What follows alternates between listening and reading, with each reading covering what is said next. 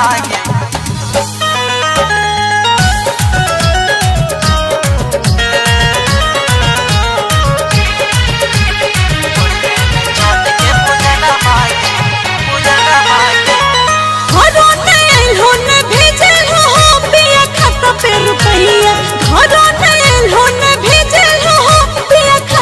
रुपैया तुम ही बोला कैसे करबे हो अब के छठ के पूजैया। तू ही बोला कैसे करबे हो अब के छठ के पूजैया। छुट्टी न दो ठिकेदारवा के नहीं दो रुपैया। छुट्टी न दो ठिकेदारवा के नहीं दो रुपैया। छोड़िए न छठ के पूजन मांगे कुछो करबो उपैया। छोड़िए न छठ के पूजन मांगे कुछो करबो उपैया।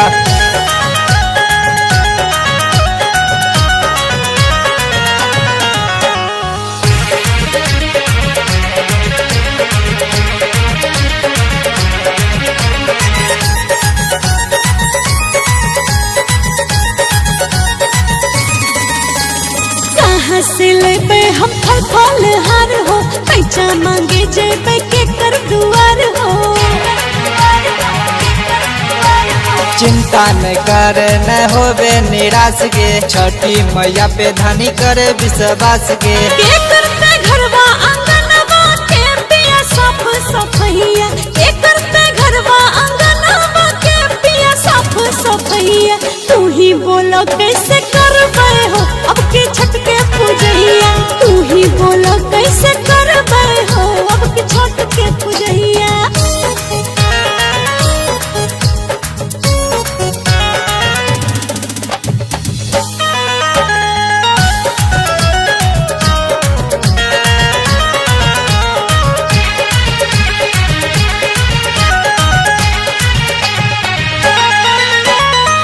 जेते दौरा लेके है घाट दूर हो आवे के कोशिश तो करिहा जरूर हो।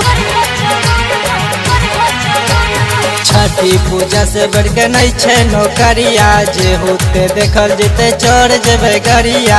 अमन अलबेला आकाशवा गे देते साथ हर समैया।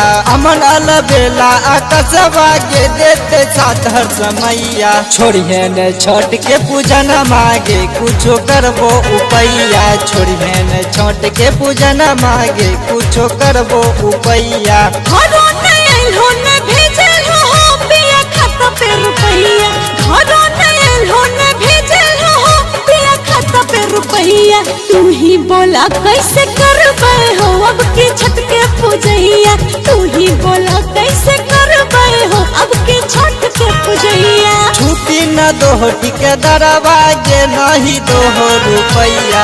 छुट्टी न दो ठिकेदारवा के नहीं दो रुपैया। छोड़िए न छठ के पूजन मांगे कुछो करबो उपैया। छोड़िए न छठ के पूजन मांगे कुछो करबो उपैया।